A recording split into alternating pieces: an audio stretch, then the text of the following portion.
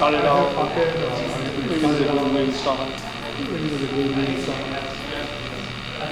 Yeah, don't stay away from hardware. That's the only Yeah, right? Most has been going software. Even a lot of networking stuff like NSX. Even a lot of networking stuff like NSX. put some.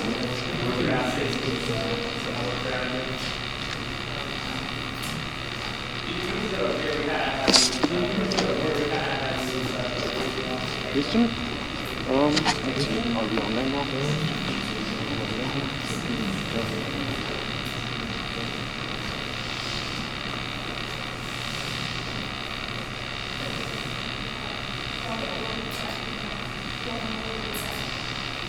Oh, here you are.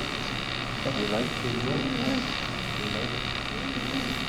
Okay, now we start the slides.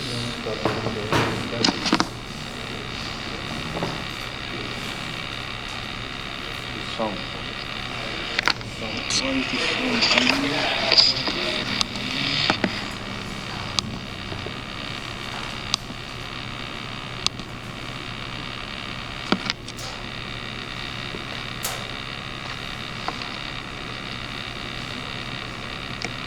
Excuse me, can you try talking to the mic? Sure. Testing 1 2 3. Testing 1 2 3. Testing 1 2 3. Testing 1 2 3. Testing 1 2 3. Testing 1 2 3. Can you hear?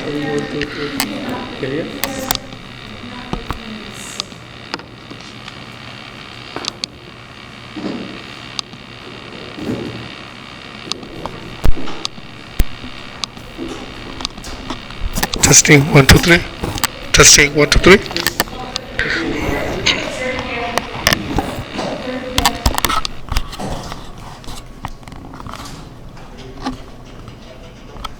Testing 1 2 3. Testing 1 2 3. I think the volume is low. Yeah. So I increase the volume. Testing 1 2 3. Testing 1 2 3. Testing 1 2 3. Testing 1 2 3. Testing 1 2 3.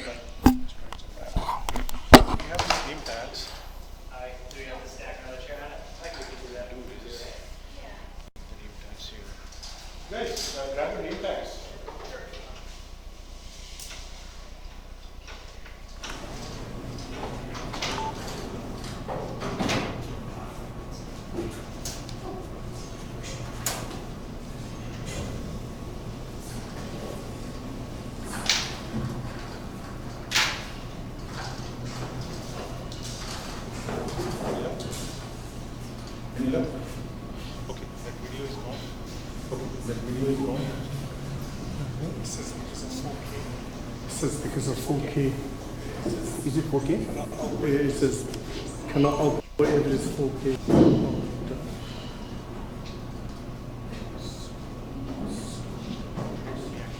Let me add the slides.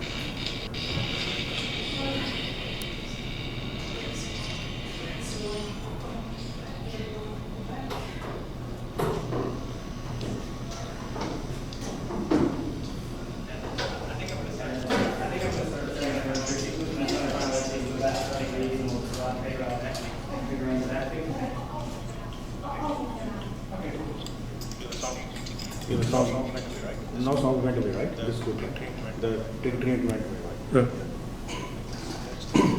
That's good.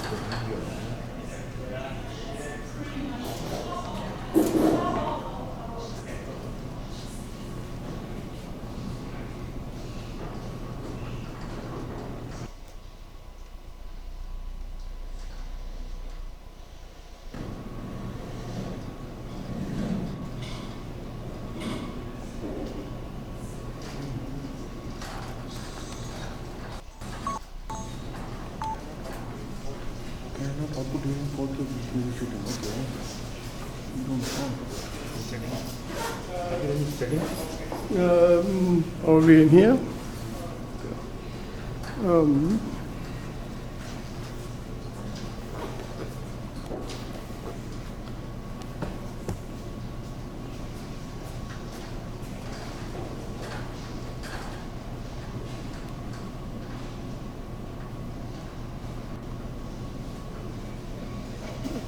Okay.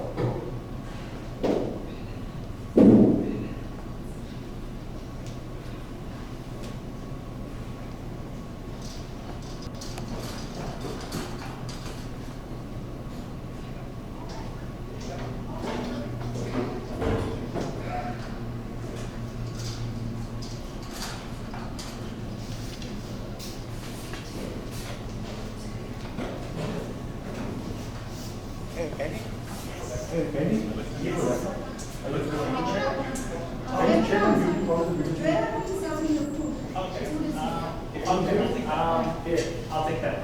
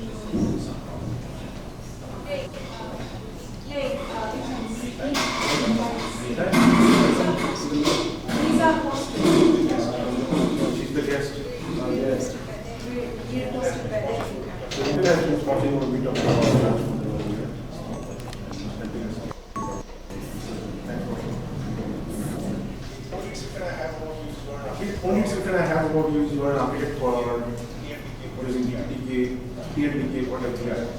Right. Okay. Engineer? Simple engineer for simple. Things get complicated when you get to the marketing people and the management people.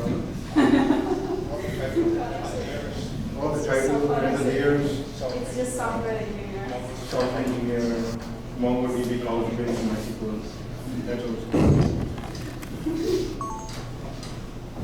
If it is in a standby, we can see it. If it is in standby, we can see it. If it's That's fine. immediately You don't going to be recording, But then we that's can't fine. You don't have to. Or then you can't see Is it. it, Sujata, is it by any chance that your camcorder is Sujata, is in, it should by be any like chance some that your camcorder is in future should mode, be like some 4K mode? Future mode like 4K mode? Seems like pretty sophisticated. This seems like pretty sophisticated. Yeah, it is. I don't know, I spend, I mean, not me, Intel spends.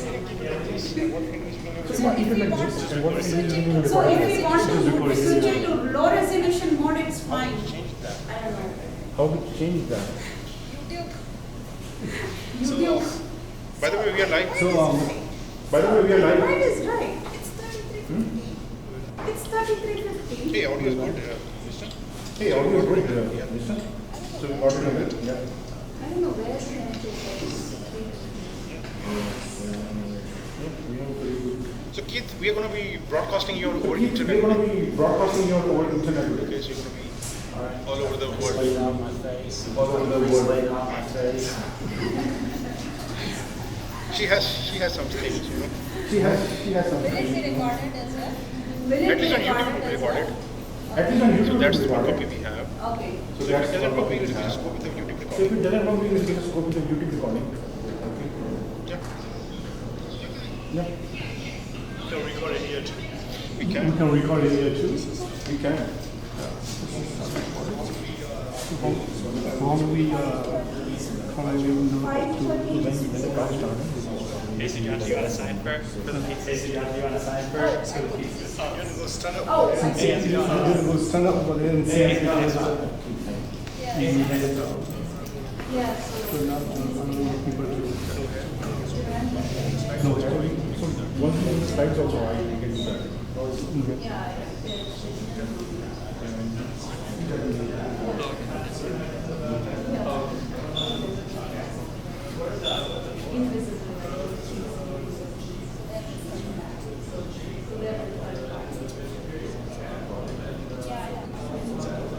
Yeah, I know. Good thing.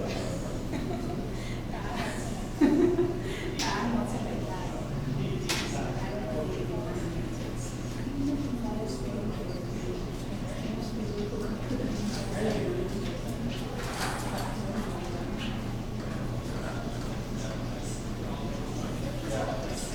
Hey. Hey, what about you? User one presenting.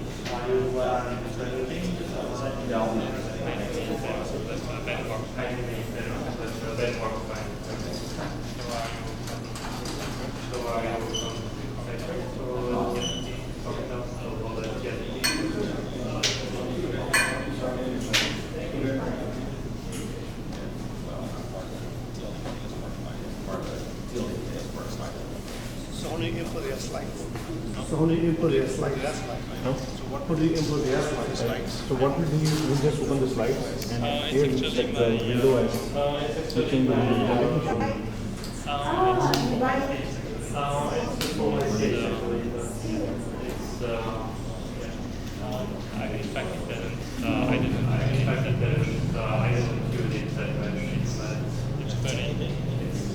It's any indication on transport, cars that go up and down the airport, you know what those intentions are. That comes kind of messed up. They're in their own little world, everybody didn't know this.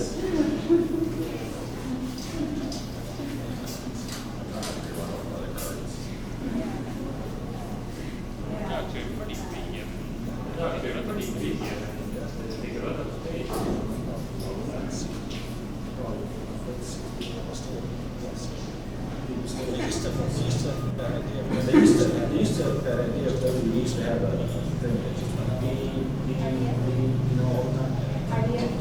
Yeah, just trying to beep, beep, trying to get lots like didn't want to just, so they turn them off and then just, now the guy has to be loud. Most people hear it sometimes.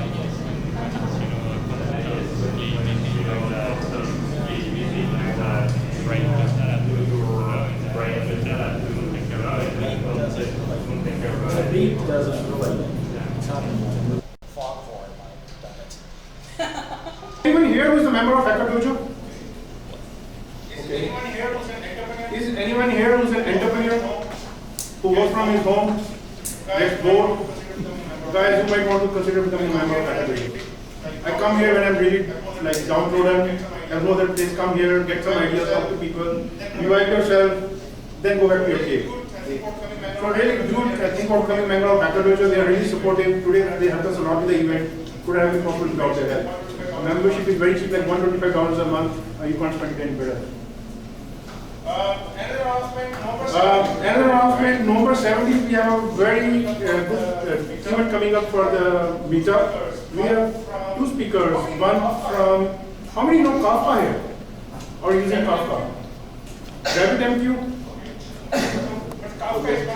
So, but Kafka is one thing which is really hot right now. A lot of microservices guys, a lot of connectors, they are relying on Kafka.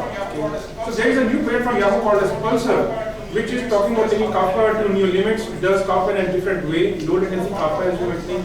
So the founder of the project is going to be here, and we have founder of another project called as Apache NiFi. Is anyone using NiFi here? Or building IoT products? This is the founder for Apache NiFi. If you are building IoT product, right, you will be using that software. So do register for it, right? There's a limited capacity for it. If you're interested in monitoring, send me an email. If you're interested in monitoring, send me an email. Vikram@convoy.com. You're glad to take any help. As I said, we are offering some free training for microservices. There is a course we have come up for building a full stack application using microservices. This is something in the beginning we are offering to some pilot corporates. So if you are executive in the company and you want to engage, right, you can offer free training for a day to your team for building applications using microservices. And this course particularly uses Java. So if you have your Java skill set already in your team and you want to build on contact us. Okay? Send an email to info@hackertank.io. And I assume everyone knows Intel is going to do a refer to that. If you will be passing a paper, right, to collect the names. Right? That's what we're doing. And the price is pretty exotic DPTK dev kit, right? Yeah, that's DPTK in a box. DPTK in a box. Okay. You don't need a rack for it.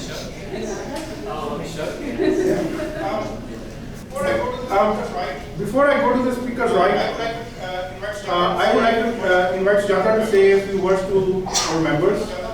Sujata?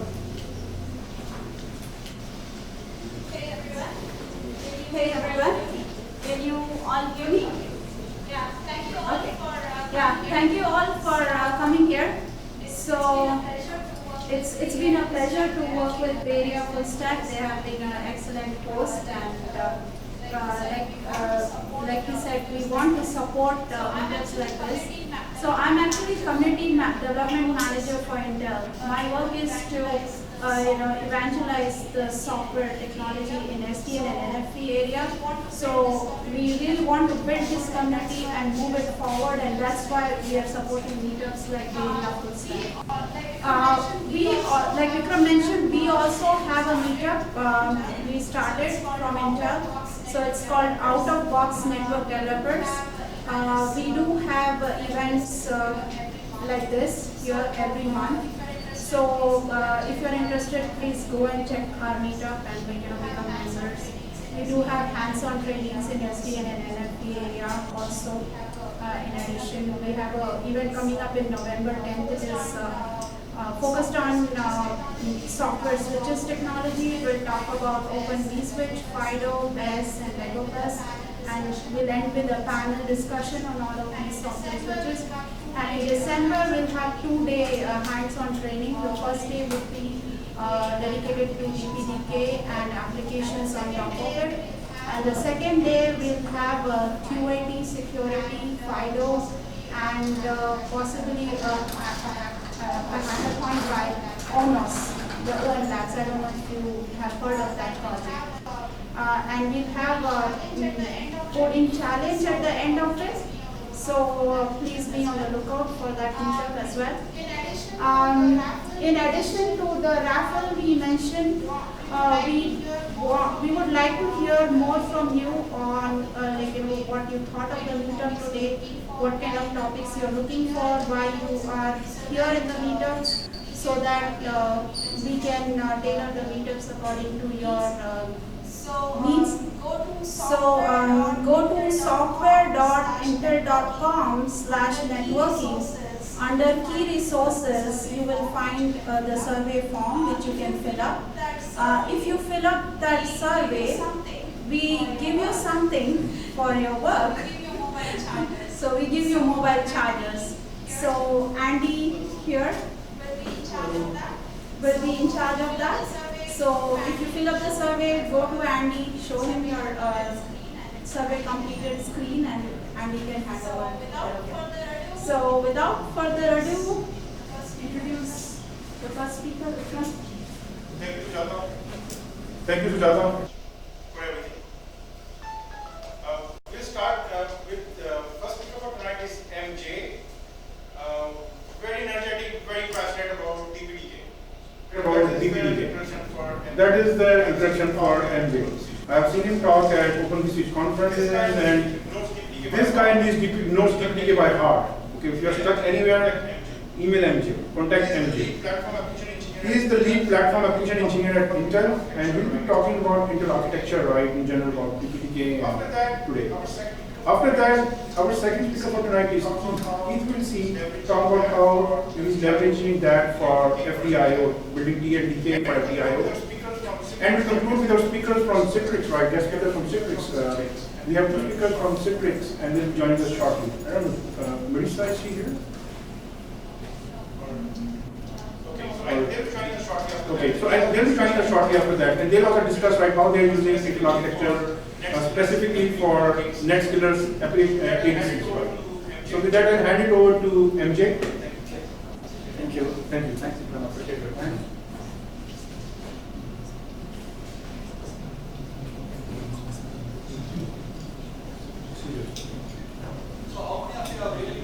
So how many of you have really downloaded the DPDK code and looked at it or read the documents? Can you just give a raise of hands, please? Okay, very good, thank you.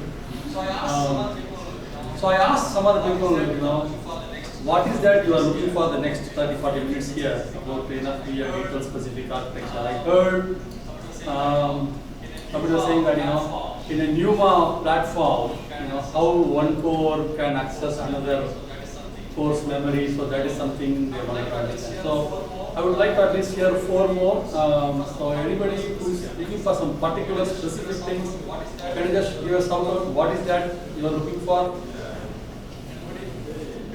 Anybody? Anything specifically you are looking for to focus on?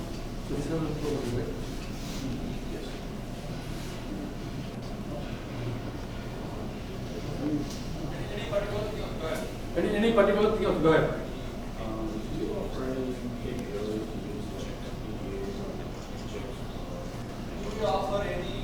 Do you offer any capabilities for using FPGA with networking functions? Okay, good question. Anybody else? Anything else? Migration. Migration. Live migration. Application sitting on DPDK. Application sitting on top of DPDK. How do we do live migration? Okay. I will write it down. Okay. Anything else?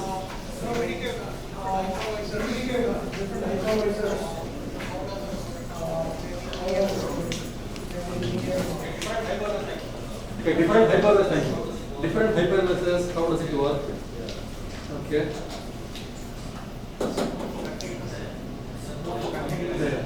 And then live migration. What was the other question? NUMA. FPGA. Somebody said containers. Anything else? You share some performance results. Okay, you want to share performance results. Okay. Anything else? Specifically looking for. Anybody has any testimonial here? Anybody has used DPDK and then they thought they will get this much performance and they got this much performance? And I want you to share. And then also anybody thought they will get this performance and they got this performance? You can share next. Anybody want to share your testimonial on what you got in your hands-on performance, for example? Anybody want to share anything? Anybody has already developed a product and out in the market?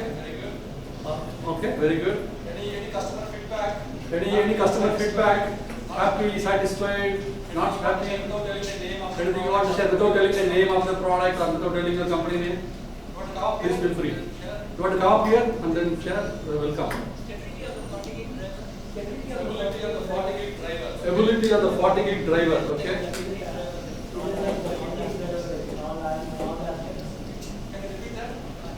Can you repeat that? Stability, okay. In all aspects. Okay. Is Is that what your customer asked you or you are asking me? You are asking, okay. Anything else? Okay, so along the way, we will address that. So I have already put it in flow. Along the way, I will address. So, but let me take the questions right away. Right? Different hypervisors. If you look at the DPDK release notes, we will talk about the correct key, in case you don't add anything to something. We do support, Zen. We do support VMware. We tested on that, and then KVM, QEMU. So pretty much, and then even with Windows, there are some effect going on. So yeah, that will be yes. Live migration, right? There are multiple models where we use virtual link. In the virtual link, we use something called VOS for the host-to-guest communication, and we do support live migration. And we will talk about something called Flex. How many of you are familiar with the Intel's VTX, VTD, PTC, three pillars of virtualization? Can you tell us quickly, like one sentence about each one of them? VTX, what it does, what is the benefit it gives? VTD, what VTC? Yeah, the biggest benefit that we get is the multiple page tables for I/O virtualization. Okay. Multiple page tables for I/O virtualization. Okay. Okay, very good. Okay, so live migration, thank you for that. Yeah. So live migration, we talked about it. Newman, okay, then on 5 we talk about that. FPGA. So I will just give an example. So if you see DPDK, in your mind you will feel that it is mainly made for NIC, the way to service phone mode and NIC, right? That's what we see. Which is true, but at the same time you see that something called QAT. How many of you are familiar with QAT? Quick Visit Technology. Can you just tell me what it is? Crypto offloading. So it's a hardware unit, right? It is not a NIC, it is a crypto. And then we do it also does compression. It also does compression, right? So it is very generic. And with DPDK, in addition to interfacing to NIC, we have a similar interface to QAT. Either you want to do crypto, you want to do compression. So that is a testimony for you that the DPDK interface is so flexible enough, so open enough, you can connect to your FPGA and do whatever you want to do. I'm just giving you an example scenario that it is already there, right? Not tied to a link. What else? That PMB could be better than flexible. Like it's kind of inflexible. You gotta do cipher and hash like when you want to do one. Can you repeat that? The PMB for crypto PMBs in DPDK are like some of them restrictive. Okay. Like some of them force you to do both hashing and cipher. And you really only one for us. Because like for us, we use QuickAssist, but we use the QuickAssist libraries that are restrictive to the PMB. So you have the library, you have PMB, and then you have application, sample application. You are feeling that sample application is possibly restrictive, possibly using one of the two cases which is not applicable for your use case. So you are directly using the library. So there's a very good example of how people are really using DPDK. We can choose, right? I have companies who are just using the memory management part of it because they like the huge page benefit what you're talking about. They have their own framework, they have their own thread models, so they don't want to use DPDK's model from that point of view, but they like certain things and they take it. And here's another example of crypto, the library is good enough for them, the way we have shown the sample application is restricted. So you can, it's like more like a menu, right? You can just choose what you want to do. Is it the crypto API changing between now and the next delivery? Yeah, that's what you announced. So here is Keith for Yeah, that. that's what you announced. We'll change some. Yes, we will change some. You want to?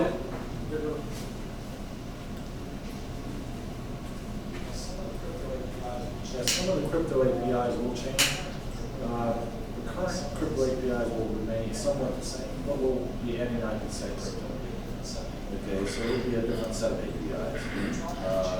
We try not to change the APIs. That's just an extent. But it never fails, something always has to change. Thanks, Keith. So Keith is bringing a lot of his experience from Wind River, right? So everything that DPDK and then beyond stack, he's the glue for that, and you will see a lot of consistent API, a lot of flexibility, how this can play best in the NFV, we're very close to it. Yeah, and we have a crypto hands-on session. Right. Okay. Container, yeah, definitely. If you just search in the Google, right? Say Docker PPDK, you will see already things are there. Now, in PPDK, how much we support. People already taken it and then did everything without even we knowing that. So we go on Google and see how much PPDK has evolved in the world, right? So I myself have seen some of that. What else? Yeah. Performance results, okay.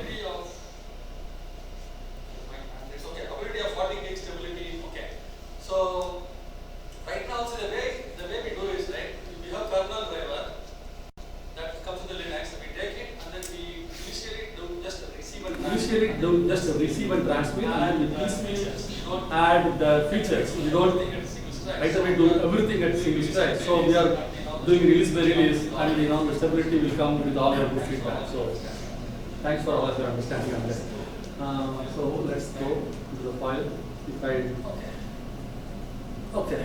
So the idea that I put files is So the idea that I put files is more like pointers. I have a lot of references.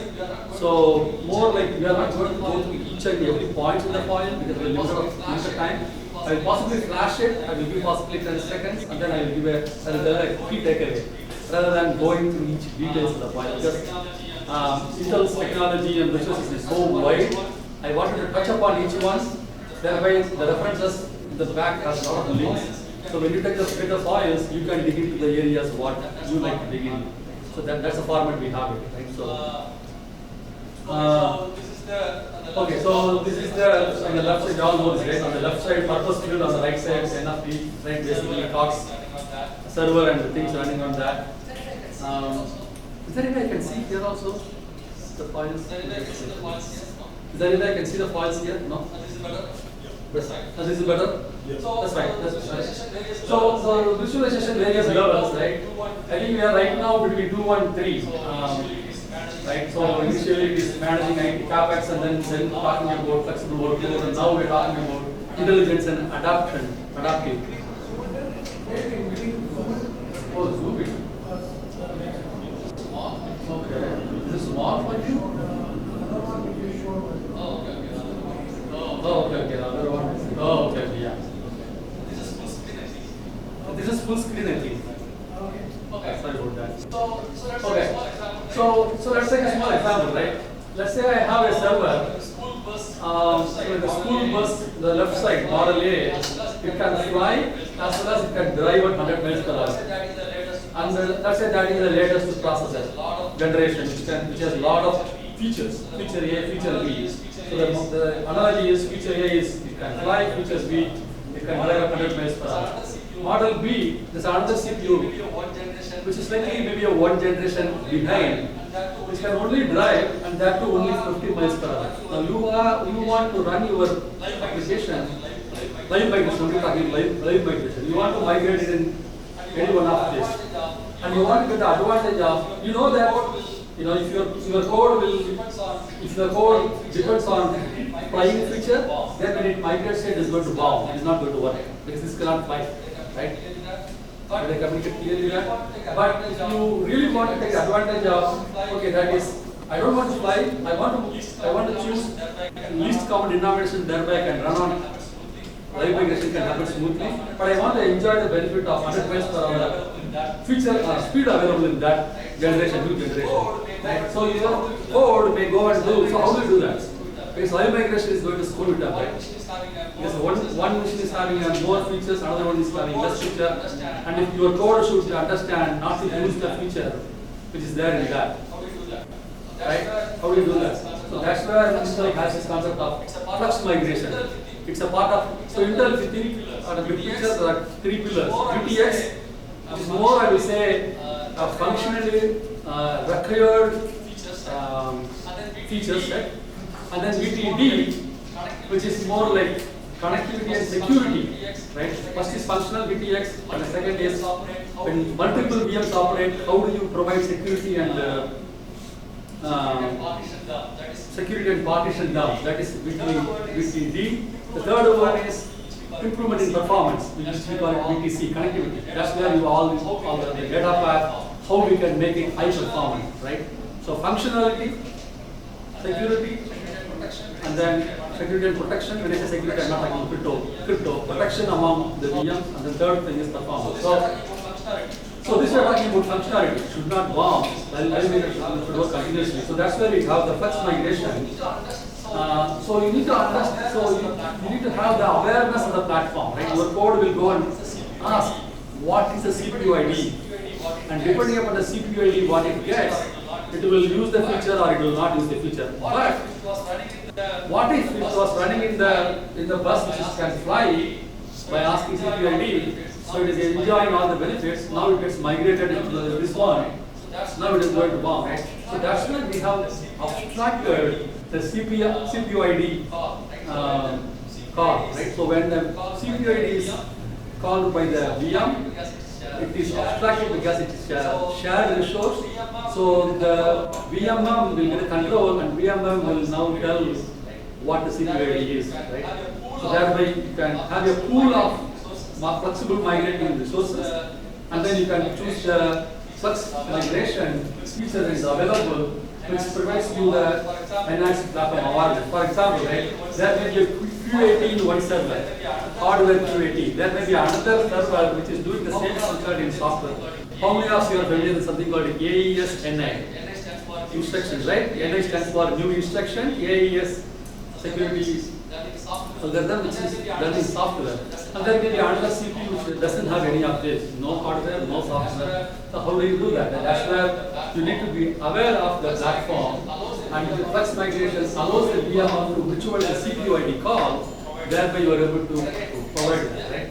But again, it comes with the overhead. Whenever you abstract something, whenever you are going through another layer, it has a overhead, right? But it is a feature for flux migration. So you see here, VM1, VM2, VM3 are running in that. Now VM1 is getting migrated on the wire, and it comes to another server, and it is possible with this flux migration. So remember this word, flux migration feature available in Intel architecture, or VTX bucket, and it is for live migration. So when you go to YouTube, type Intel flux migration, just watch the video.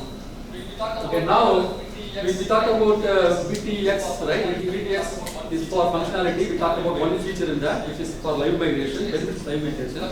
Feature is flux migration, right? The second one we are going to talk about is the VTX. So this is more like stepping back and looking at without VTX what will happen, with VTX what will happen, right? VTX is a hardware assisting functionality. If VTX was not there, what a VMM will do. If VTX is there, how we are improving the performance. As I said, the moment you abstract something and intercept something, you are going to have performance penalty. VTX takes care of the performance penalty, how it is doing.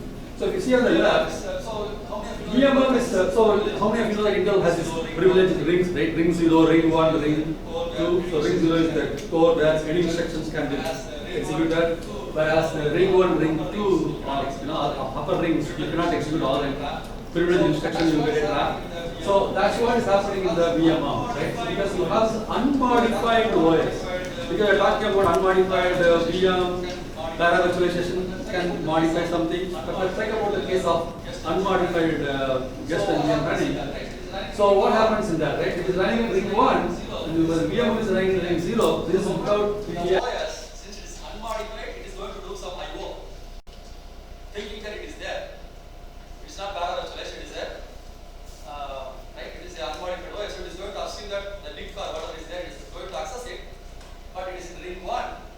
So it is going to create a trap, and now the VMM is going to handle it through virtual links, emulating the same functionality. Right? That is performance penalty. Whereas here, what is happening with VTX, we create pretty much another ring called VMX root, and we pretty much give this ring 0 privilege to the guest. What I mean by that is, now that trapping and emulation doesn't happen, the software, the VMM pretty much offloads that to VTX. You can think of that as a hardware offload in that sense, but pretty much that's what is happening here. Because now we are introducing another privilege level, and no need to deprivilege the guest OS. There you need to deprivilege and put a trap. Here you are not deprivileging it, and then OS is run directly at the point. So that's the benefit of VTX. Okay. So pretty much the VTX is doing the job of VTX is assisting the VM to do the job of multiplexing without incurring the penalty. We want feedback. And how it is doing is what it is, right? So we and then we have something called VMCS, right? Which is anybody knows the expansion for the VMCS? Virtual memory, I think, control structure. So pretty much all the resources that are control type. For example, right, CPU has page tables, right? The start of page table is pointed by a register called CR3. There's only one CR3 in the CPU. Now, if you are going to have multiple VM running on the CPU, now that resource has to be virtualized. So now that will go into the VMCS for per VM. So that's the control structure for saving and retrieving. Is it interesting or it's boring? But it's not all boring. So the reason I'm talking about it is, so if you talk about NFV, right? The wish list is great, right? I want to run everything, but I want all the anywhere, but I want all the performance. I want FPGA to run. I want QAT hardware to run, but I don't want to change my VM. How it can be done is what finally boils down to these three pillars. And I'm just taking you through the core, because once this is very clear, then everything will be like, okay, when I do this, there is support available there. I don't need to incur penalties. So VTS is enabled in my BIOS. So what you will do is once you understand VTX, what all it does, in your platform you want to check whether in BIOS it is enabled. If it is not enabled, then VTX, even though you are using highest processor, it is not going to be using emulation. Everything is going to be emulation and you are going to be slow, right? So, okay, now that we talked about functionally, what is happening, now let's talk about protection. In the sense of when multiple VMs are there, how you are going to protect one from other, so that it doesn't step over. Now, how many of you know that DMA is pretty much also like a CPU, right? DMA is also like a master, right? So let's say you are, how many of you know about passing the NIC to the VM directly? Is a way, right? Pass through. Have you heard the word pass through? So what it means is, to a particular VM you are passing the NIC fully. What it means is the VM can now pretty much assume that it owns, because it owns, because you have passed through. So it is going to program the DMA controller with the address. Now that address is coming from the OS, but that address is now it is playing with other OSs in the same box. So it cannot assume that virtual address to physical address translation is going to hit the OS. That's going to be, because it is not the only one. I mean, very clear. So the DMA controller it can program, but that cannot be the final address delivered on the system. So there has to be another layer of translation when you consider virtualization. And that Intel CPU provides that, when we call it guest page tables, extended page tables, or the names for that. So we are going to go into that. That uses the protections. And say the CPU has a memory management unit. How many of you have gone through CPU architectures and understood memory management unit use zones and protections so that multiple processes can enjoy? But what about DMA controller? Because now we are talking about VMs can program the DMA controller. Right? Now DMA controller is going to now address the memory. Now it is also acting as another process. So, but then you cannot use the CPU's memory controller, MMU. The CPU's memory management unit is for the CPU. The DMA controller is outside of the chipset. You need to have a separate memory management unit for the I/O master. Why? Because of the VM requirement of unmodified VM running without needing to change it. So that's where we bring a concept called I/O MMU. Now we talk about page size. Right? Now we talk about page size, 4K, 2.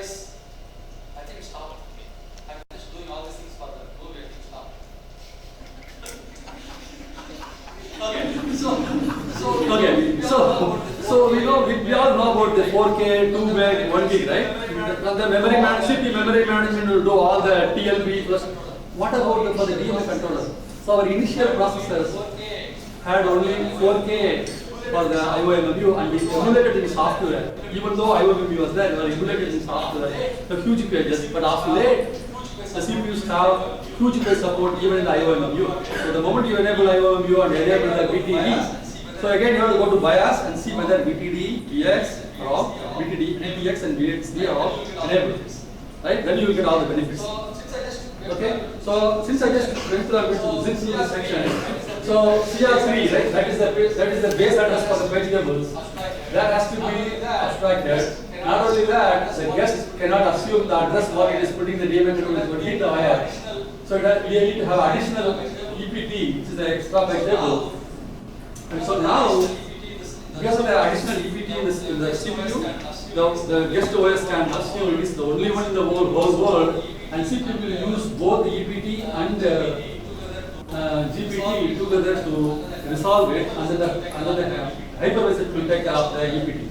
Right? So that's how the whole protection and the mechanisms are done. Right? So this talks about how who does what, virtual MMU. See, we talk about virtual MMU, right? MMU itself is for memory management itself is for virtual memory, physical memory. Here we are talking about one more layer of virtualizing the MMU because we are talking about multiple VMs. Okay, so that's how this is. Okay, now we went through VTX, flux migration, abstracting CPUID. Then we talked about VTD, which is more like how do you introduce security. We talked about how MMUs can control not only CPU but also the I/O and everything. Now we are going into the micro, right? They are looking at how speed, whatever you are playing with, right? If you are going in a plane, you are going in a plane. You are going in a bus, you are going in a bus. This sounds statement. But what I mean is, the vehicle what you drive takes you the speed, right? So let's look at the components what we have and how speed they are, right? L1 cache, L2 cache are independent. Each core has their own, whereas the L3 cache is shared. You segment it and you share. So what it means, why that is important? Let's look at it. So before we get into the details, let us step back and look at the philosophy. DPDK, why it got what it got, and what is the mindset of the architects when they designed it? So if something can be eliminated, eliminate it. For example, eliminate interrupt, only code. If something can be hidden, so these are all for penalty, right? Various performance bottlenecks in the system. So you want to think in these lines, therefore you can address in your system because DPDK works great, but then once you slap your application on top of that, if it doesn't run properly, you can use this thought processor to improve your application, right? So what is it that you can eliminate? Similar to what DPDK eliminated. Use that interrupt. This interrupt takes its context overhead. That's what it did. What can be hidden? Let's say you have a bunch of acons. I'm just giving you an example. Right? Bunch of acons on the other side, and if you have a bird in your hand, the bird can only go and take one acorn at a time, one grain at a time, and bring it. Right? So that is so it is going to incur the penalty of going across the PCI bus every time for each packet. But what if we have a truckload? You go once, you take all of them, and you come back and you process. Now what you have done is you did not eliminate the latency. Latency is still there. Right? In the first case, you eliminated the interrupt, but in the second case, latency is still there. But you have hidden the latency by amortizing the number of times you are going. If you are going for every packet, you are going only once per burst. That will amortize it. So if you can hide something, hide it. If you can reduce something, reduce it, right? So DPDK did reduce TLB miss by going for huge page. Instead of having 4K, went for huge page, so number of TLB miss reduced. If something can be worked around, bypass it. Right? Kernel bypass, we bypass the kernel when we use the user mode. Right? If something can be worked with, what to say, bifurcated drive. Use the kernel as well as the user space, both the kernel and the user space. Both. If something can be helped with, provide hardware assist. Right? For example, QAT, somebody is talking here, PTD, so you work with and cooperate. So the bottom line is, if something takes too long, reduce its number of occurrences. This biggest thing. If something happens too often, reduce its cost. Right? So that is simple philosophy. Now let's look at the latency. Right? We just saw this L1, L2, L3. What are the similar analogy you can think of, right? So if you think about this, right, the length of the car, if you can relate to the latency, this can be related to L1 bit latency. Right? The length is only this much. So a cycle is issued, it will complete in time scale right there. L1 bit latency. Right? Anybody can give a feel of what is L2 bit latency in terms of cycles, nanoseconds? Very good. I'm not a number guy. I have a table, I have a okay. So now L2 means, right? Again, L1, L2 are all individual, right? L2 means, so if you consider this as a stretch dilemma as a measure of the length of the cycle time. So you can think it as a L2 bit latency. Right? So what you want to do is you want to, if you can eliminate, if you can reduce, if you can hide. So think in those terms, right? Any parameter you look at, how I can hide, okay, I can amortize. It is there, but instead of going for one at a time, I can go for multiple at a time. If I'm encountering L2 bits, well, like what I can do. So think those philosophy and then address each one in that mindset, right? Am I making clear? Now let's talk about 18 wheelers, right? So last level cache miss. Pretty much this is your memory timing. 79 seconds or whatever page. So now the last one. How many of you have seen the school bus? When it says stop, right? Even if you are going the other lane, you have to stop. Pretty much. So this is something like a fencing, right? How many of you know that processors, maybe ARM, Intel,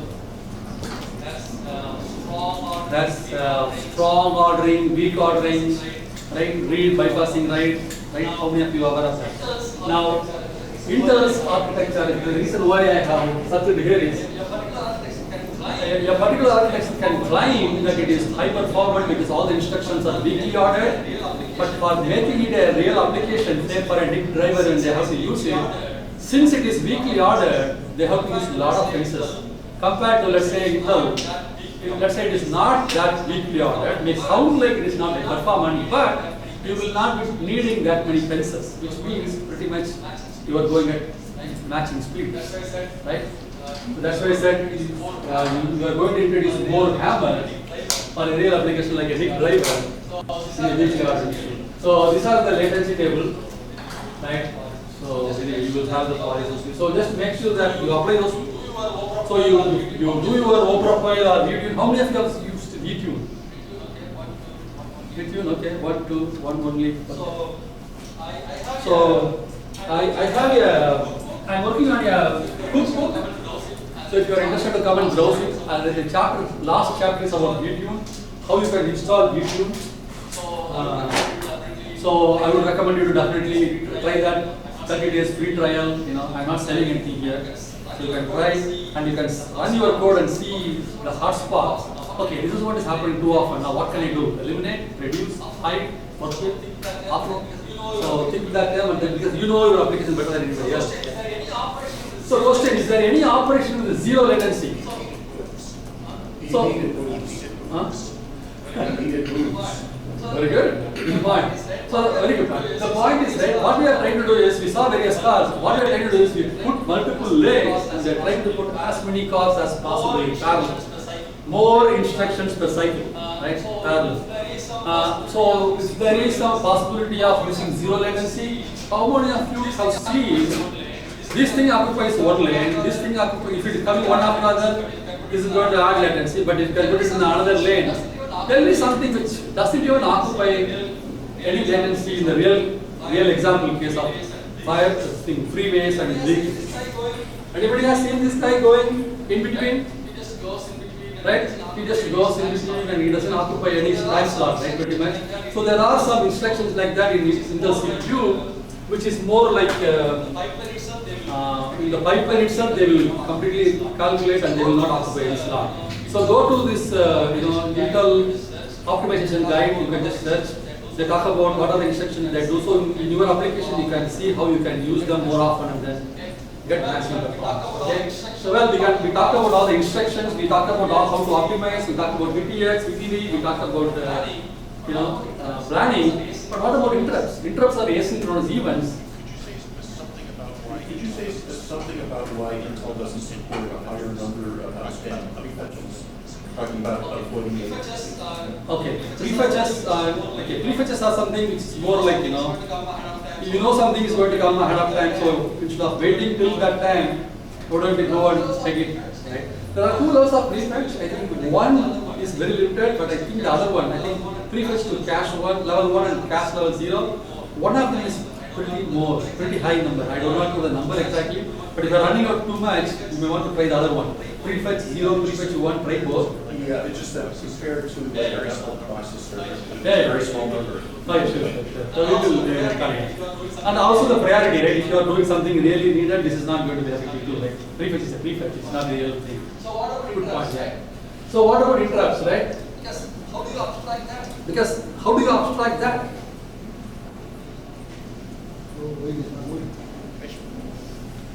Question?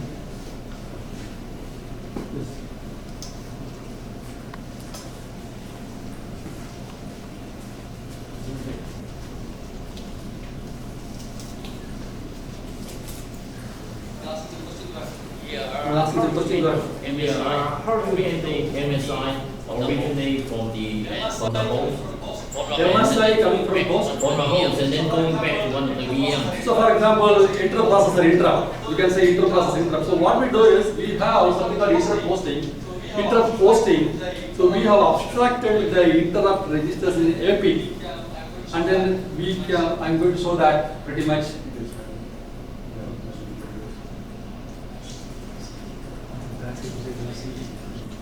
Can you make it big?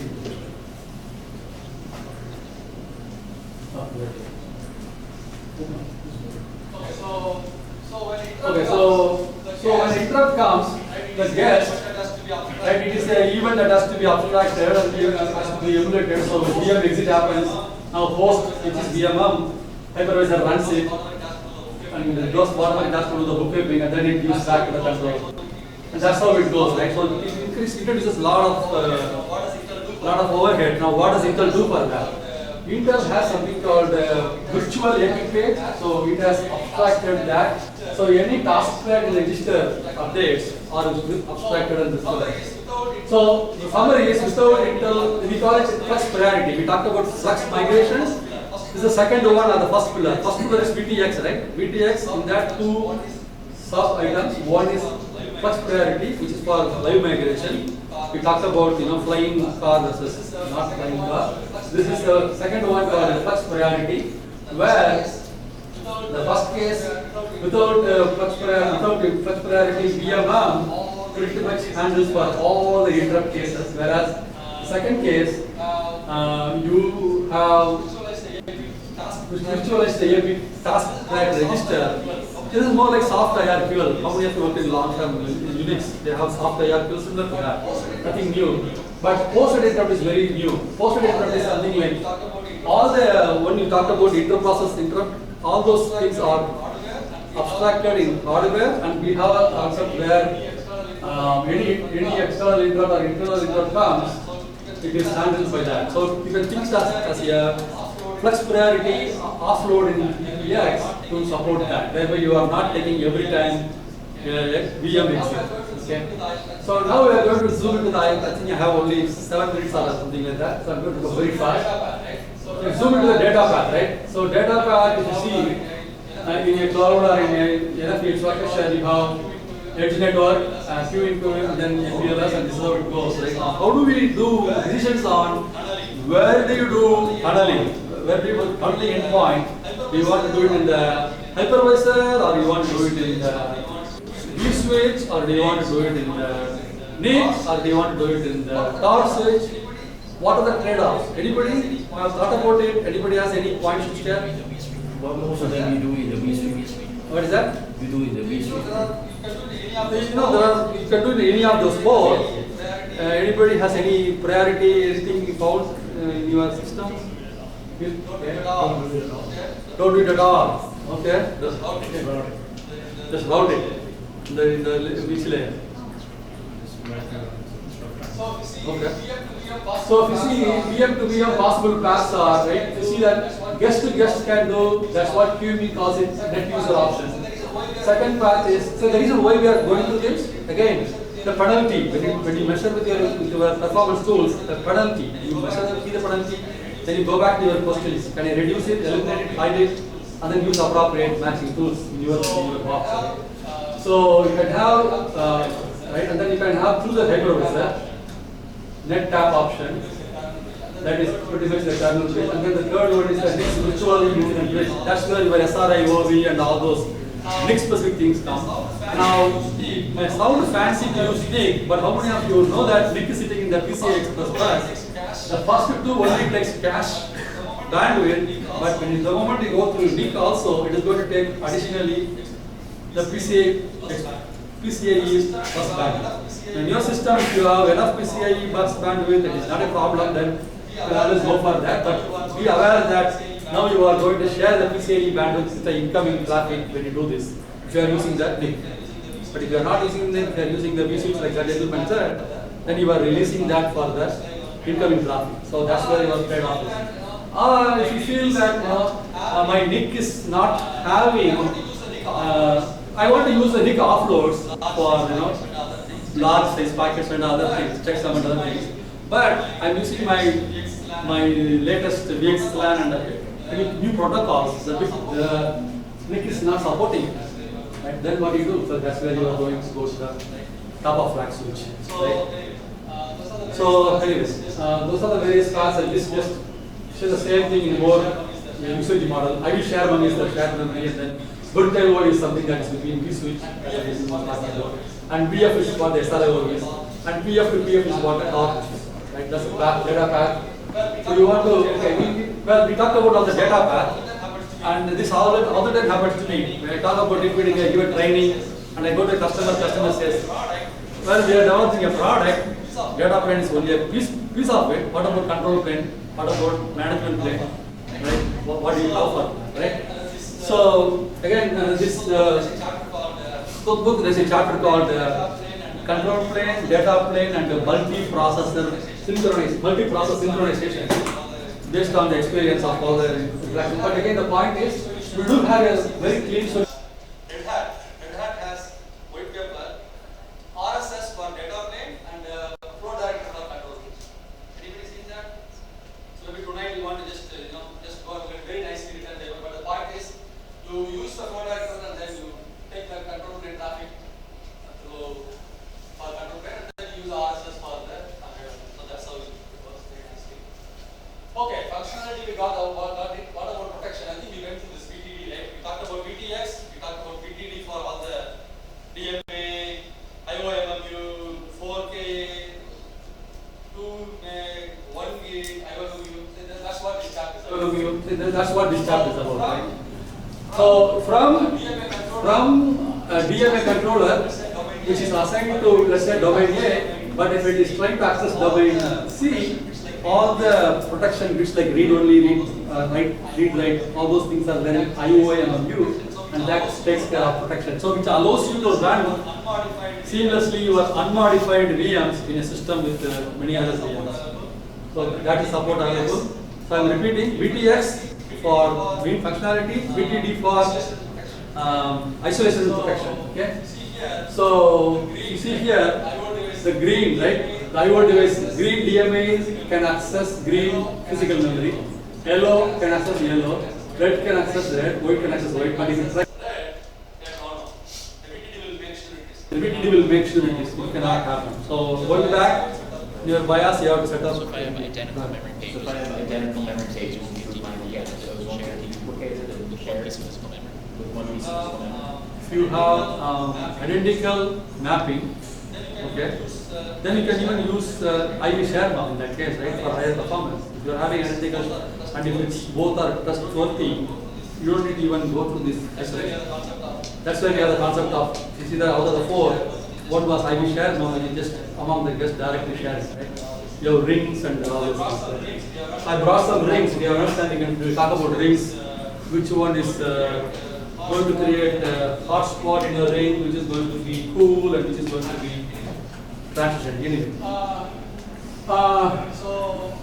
So IO virtualization, right? Okay, this is again talking about the three different traffic. Everything using software emulation, and then hardware access, and then completely using NICs, SRIO and the trade-off is again, as we said, bandwidth, PCI bandwidth. Let's say you use vSwitch, right? It's good, but it's also you need to allocate CPU cores for vSwitch. because VSwitch is a software unit, right? So the more VMs you have, the more bandwidth and communication happens, the more force possible you have to assign. Yeah, but you could do the migration. You need to go for vSwitch. I like vSwitch because we sell more CPUs. I love it. I'm just telling you, please plan and go for a good CPU, higher number of cores. We are on the same page. Okay, so I think we pretty much, I don't want to go through this, the very intense file, but again it talks about multiple VMs and what are the various components in DPDK that are used and how it talks to the VF and TF. Okay, and then I think this really goes into the software based on the left. And then the top one is completely passing the NIC to the VM, no sharing. And the bottom is slicing the NIC and then passing it to multiple. Yeah. So this may look very easy, but that's where we talked about the reason for DMA controller going and using it, and then you need to have the ability to isolation and protection, right? So this goes into the SRO rings. So rings, cache, bad utilization, as we said. vSwitch is great, you definitely very flexible, right? But you want to plan for the amount of traffic and amount of switching. So I think I will leave with this one question. Service chaining, which is the better choice here, right? The left side, you have one host, you have firewall, IDS, VPE, and R1. On the right, you have different hosts, right? And then that's the hypervisor. So this is the hypervisor, different hosts, and there's a physical switch, the car switch. So which one is better for service chain? Having all of them in the same host or all of them in different hosts? Different hosts. Different hosts? Because then you can, because then you can, you will not be time, you can have multiple service chain. Okay, very good. What about the, what is the other drawback? Any drawback to that? So you should have plus point, pro, is there anything on the other side of the coin? Or you take on more CPU. Okay, both CPUs? No, you have 3 CPUs in both cases. In one you are going this way, in another you are in you want all the service training available, if you put it in one rack, you will save time. Okay, very good. Good point. So yeah, so if you see that, if you put it in different, and let's say we're doing service training, it has to go to the PNIC, and PNIC is expensive, right? So 6 PNIC. But the thing one can ask is, we put everything there. We saw the L3 cache. L3 cache is shared resource. So 3 different applications sharing L3. Now they may be crashing each other's cache. What do you do then? So it's good from that point of view sharing, but then it is going to be, so that's why we talk about noise generated by this other VMs sitting in the same host. And that's where you can have something called resource directed technology. How many of you are familiar with CAT, cache, monitoring technology, cache, technology? You can color the cache. The L3 cache is shared, you can color the cache and tell this cache is for this priority, this cache is for this priority, and you can assign priority to the VM, and so now all of them are the same house, but the noise is not heard by others. Okay? I think this is a Numa. I think I'm going to stop with that. The gentleman who was asking about Numa, I will talk to you offline. My time is up. Any one question I can take? Come on, Sundar, go ahead. Yeah, you mentioned about coloring. Can you color it based on the CPU? No. Based on the priority. The priority for the VM. So because software, you like software. Software.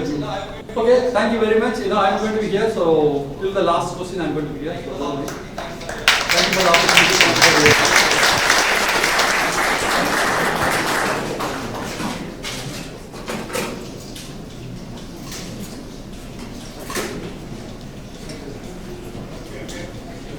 Thank you, MJ. Thank you. We'll move on to talk by Keith on transport layer development kit.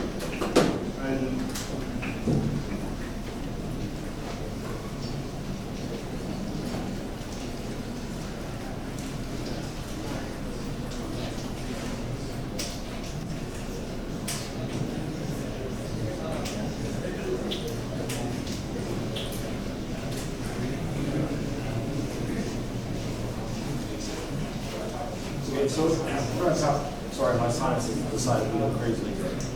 We're going to talk about the transport layer development kit that we're developing as a sub-project to the FIDO project, or the FIDO Foundation, Linux Foundation project called TLDK. Now, what TLDK, transport layer development kit is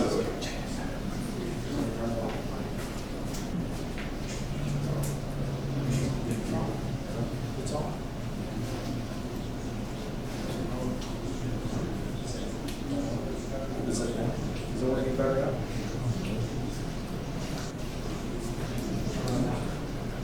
How about now? It's on. It's on. Okay. I'll try to talk up. So what we're looking at here is this disclaimer. You'll have to memorize that just for later, because we like to have people memorize these. So TLDK is a sub-project in the FIDO Foundation.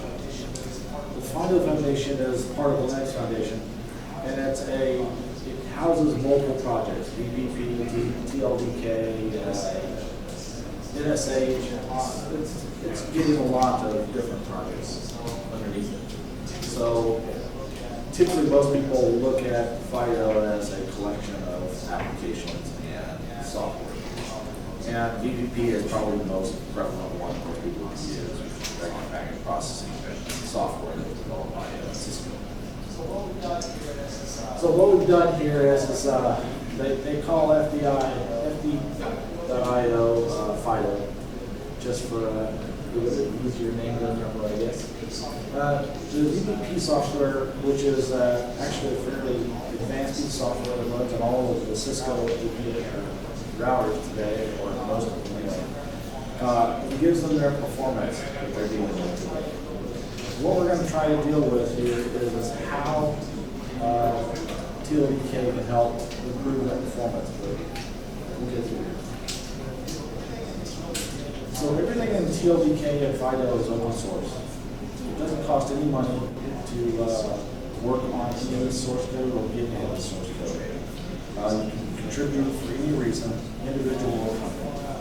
If you do want to become a member, you can to FIDO. I don't know what the cost is, but it's not that terribly bad. So you can go ahead and visit the TLDK website and get more information about TLDK, like also FIDO. So, is there any questions? Hard time talking.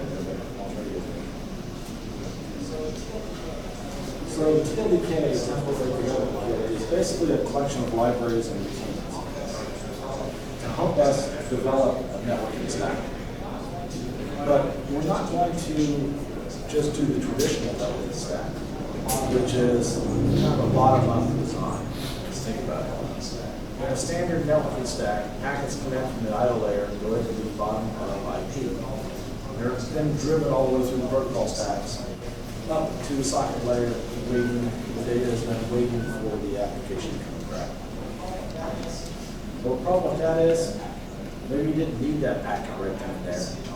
Now the packet is sitting on the socket layer and the cache is getting cold, or they may get flushed out. So really what we're going to do is turn the stack upside down. We drive the packet as fast as we can to the core and the application that's going to process that data. And then when the application comes down and asks for the data, we'll then push it through the protocol stacks. So the data is actually hot and it's in the cache. The other advantage we're going to do is, instead of one packet at a time, which is all the traditional stacks you see today, we're going to drive n number of packets through that stack. More of, if you're familiar with VPK, we have a list of inputs. And then VPP, they kind of call it a vector. So it's a list of packets to be processed. So you'll do that, and then you'll work on that vector of packets, we'll call it that, within each one of your functions and making sure the caches are hot and you prefetch them. So it's not your traditional way of thinking about protocol stack, that's for sure. But it's also an efficient way to get data through. That's what VPK DBK does. So TLDK started out as, let's try to get a stack that is more like a buffalo wire, meaning we can do UDP and TCP proxies or some sort of network device that we aren't really terminating the traffic, but we are trying to mutate it into something else or convert it into USB. That was the original concept for it, because we saw a need for very people needing to understand or be able to get the best performance. Now, we're trying to get, for TLDK, or really wanting to get out of this, is the best performance. I mean, orders of magnitude performance over what you would normally see in a Linux stack, or any of the other FreeBSD or traditional stuff. So that's really the big goal. And that's why we're going through these pieces to make that happen. And what we see here is that with other people now joining in the TLDK, they want a more full-featured stack and a really a termination stack. So we're going to try to support adding a socket. Now, the current implementation of DBK does not have a socket. So I like to call it a purpose-built applications using the TLDK APIs directly. And this means you won't be able to run your favorite socket layer application without modifying it to fit this environment. Now, what we're looking at is to try to provide a socket layer so that you can run your traditional applications, or a preload, building preloads socket layer application, so that you can run what I'll call native applications or binary applications. Is this a socket you support that means allow us to run WebSocket?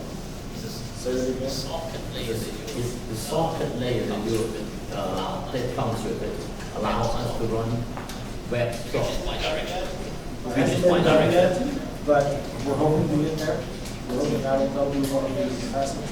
The problem is whenever you run sockets in this type of environment, there are some corner cases, and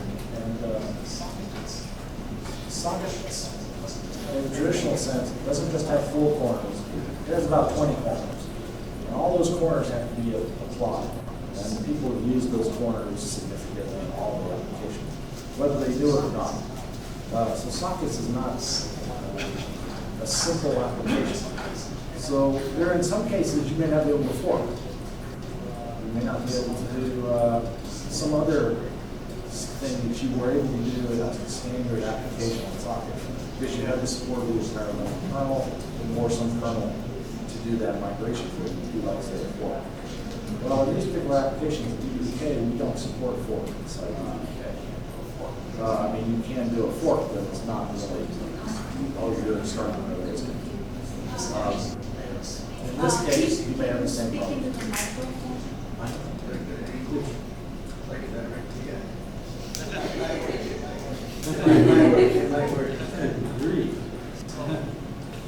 So, one of the issues is that He's getting too nice to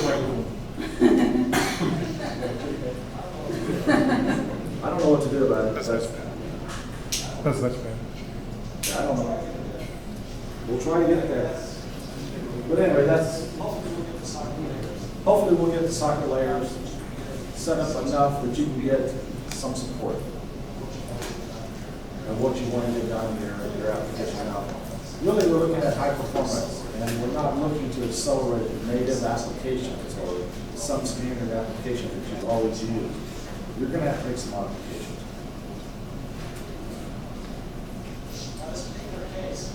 Now, this particular case, I've kind of talked about this already. I kind of mentioned it up front.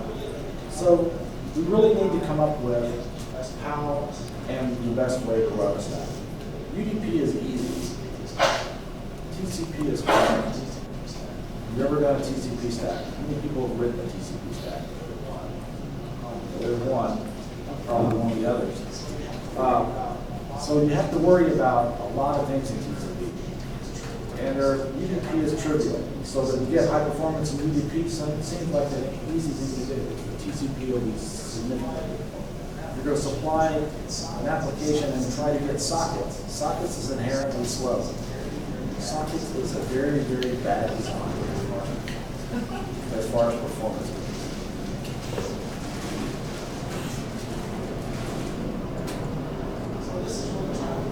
So this is really trying to show you what the breakdown is here. So we haven't really talked about VPP. VPP gives us a nice layer 2, layer 3 fast path, if you want to call it. Because VPP does not contain protocols. It doesn't manage protocols.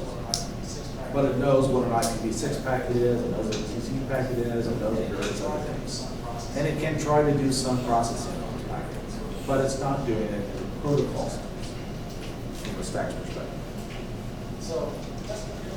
So in this particular design, what we're doing is DPDK is the IO engine for this particular implementation. VPP is doing the layer 2, layer 3 side of the code and doing the fast path for the packet. TLDK is doing the protocol processing from the application's perspective.